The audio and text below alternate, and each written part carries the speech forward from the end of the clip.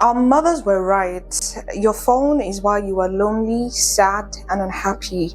We now have companions, and not the type of companion that the human body is actually wired to thrive upon. And before you go into the argument or defense of, I read on my phone, I use my Bible on my phone, I use my Quran on my phone, I'm on social media creating content, think about what you reach for when you are bored or stressed or insanely unhappy. Think about what you reach out for when you wake up in the morning without even thinking about it. And do you remember those awkward times back in the days where you would maybe walk into a bus or get into a room with faces that you're not necessarily familiar with, and how that used to be a chance to just break the ice with a smile or become a conversationalist, because now you have to sharpen your hello hi skills and who knows, further that into some other more meaningful conversation, or at least leave it with a smile that could end with someone feeling good about how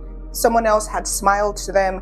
And how these days, when you walk into that room and it's a little awkward, you just reach out for your phone. Let's face it and be honest, we're not reaching out for the phone because we need to quickly respond to a text message, and we're also not doing this because we need to quickly take a call.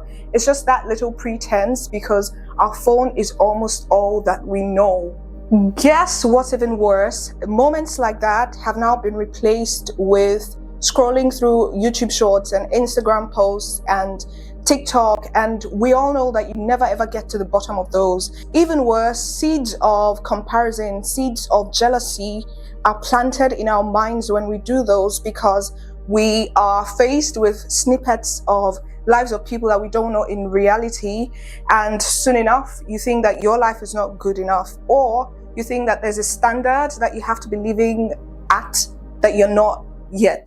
You suddenly notice that somebody who has put zero effort into making their content but has 1 million views, and you who has done everything that you could do but has 2 views.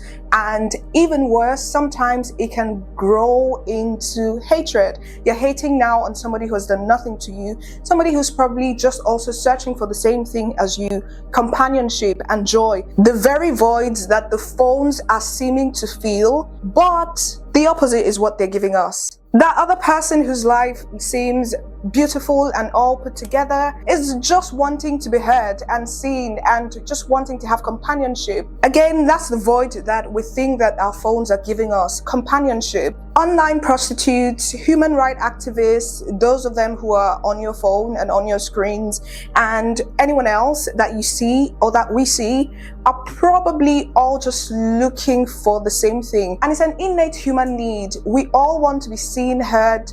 We all want to be understood and felt. And that's what everyone is looking for on social media. Sometimes outside of social media, but still on our phones. Even scarier, let me give you the statistics. People are spending 10 to 20 years of their lives on Earth on their phones. So on an average, persons between the ages of 11 and 24 actually spend 7 to 9 hours per day on their phone.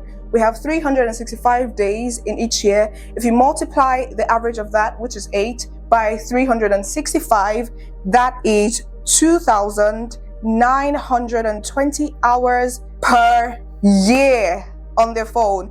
And if you multiply that by the age expectancy of that age bracket, which is 80 years, say, for example, you're currently 24, or let's use 20. By the time you are 80, you would have spent 20 years of your life on your phone.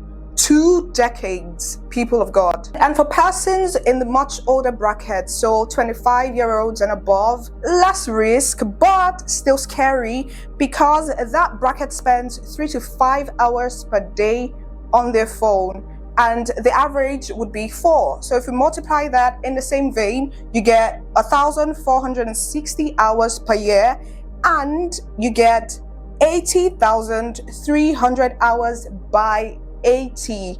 By the time you are 80 years old, you would have spent about 1 decade, well, 9 years and a little more, which we can always round off to 10 years. And bear in mind, for some people, the pandemic is even worse. For some people, it's higher. For some people, it could be slightly less, but however slightly less, this is an issue. Sorry to interrupt your video. A gentle appeal. If you're watching this video and it's provoking the sort of thoughts that you want to think and you like it in any form at all, please use the like button, leave a comment, subscribe if you wish, and engage with it, because that's the only way YouTube, TikTok, Instagram realizes that maybe somebody likes the video. If you don't, they assume it's an algorithm that assumes that the content is bad, and so they will not suggest it to more people. And that's why the conversation may be great, but it won't reach the people who need to hear it. But if you do the bit that I'm pleading with you to do, it has a chance to reach everyone who needs the information. Thank you very much. Shall we continue? And the bit that affects our productivity is not even just the lots of time that we spend on our phone. It's that most people do it at the start of the day and at the end of the day, your most productive hours, because that's the only time maybe that you're not at work or in school. So you wake up, you snooze the alarm, you snooze the alarm, you snooze the alarm, we snooze the alarm, and when we finally take that phone, is to go on to the pandemic again. We're all in the matrix. And when you finally get up in a beat to go on with your day, your brain is already fried because you're exhausted. You've burnt out the energy for the day on your phone. And even if you have some energy, it's not as sharp as it would have been if you woke up and got to it straight away. Plus, for someone like me, I have to now carry the guilt throughout the rest of the day, how much time I wasted and how I wore myself out before I even got onto things that mattered for that day. Number one, delete those apps. Delete TikTok, delete Instagram, delete Snapchat. I produce content for these platforms, so I cannot be wanting to push people away. But for your own good, at the very least, hide the apps so that you're in control of when you decide to go on there and how much time you spend on there. And when you do go on there, ensure that the channels that you're subscribed to or the platforms that you follow pour into you the sort of things that will wake you up. I have these apps, but mostly on my computer. Well, some of them I've just hidden. I've not deleted them because they don't necessarily attract me as much. I'm not seduced, for lack of better words, by them. But this is one place where you have to be honest with yourself. And don't even play the game of, I watch, I learn, I this, I that, anything productive. Because let's be honest, how easy does it get to move from that productive place to something else on your phone and to now recall that you spent about 2-3 hours? Really easy. 2, time block your hours. And I would have said get busy, because let's be honest, the busier you are, the harder it will be to get on some phone and just be spending time on there until forever. But I find that distractions through our phones still come in between if you don't time block. And what time blocking will look like is, for example, from 8 a.m. till 9 a.m. I'm going to be doing this. From 10 p.m. till 11 p.m. I'm going to be doing that. And what that does is that you have a time frame to work with. And so you are bound, you are motivated differently. Your phone is very likely to be the last thing on your mind. Even if it's not, you're not likely to reach for it as much or as quickly as you would when you don't time block, especially when the distractions come in. The third and final tip, this is not all that works, but these are guaranteed to at least reduce the struggle if you're somebody who struggles with reaching out for your phone every single time. That deciding brink, just that moment where you consider reaching out for your phone, think about, what if it didn't exist? What would you be doing? What would you reach out for if your phones did not exist? Let's be honest, movies and all these other things that we watch on TV can also be addictive in a way, but you cannot carry your television with you every single where. And even if you can, in the form of Netflix and these other platforms, you may have to delete them as well. We have these in our homes, on our laptops, on our TVs, but not on our phone. The idea behind it is so that it's not as accessible.